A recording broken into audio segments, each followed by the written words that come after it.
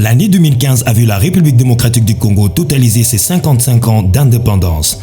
Une analyse profonde laisse perplexe quant aux 55 ans de gestion de ce pays par l'homme politique.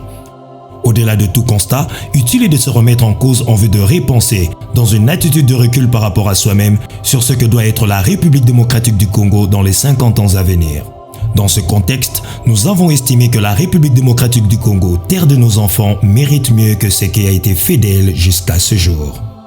La génération actuelle a la lourde responsabilité de léguer aux générations futures un pays où il fait beau vivre et assaini de toutes les antivaleurs, où les autorités sont le premier à respecter la loi pour développer dans le respect de l'équilibre environnemental un État réellement démocratique, véritablement juste et pacifié, compétitif sur le plan international et géostratégiquement influent.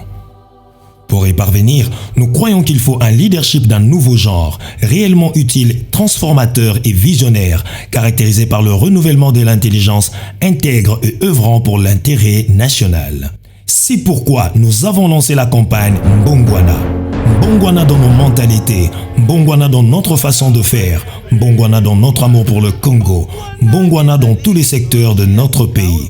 Le Congo est grand, riche et fort et exige avoir un peuple à la hauteur de sa destinée et un leadership à la hauteur de sa grandeur.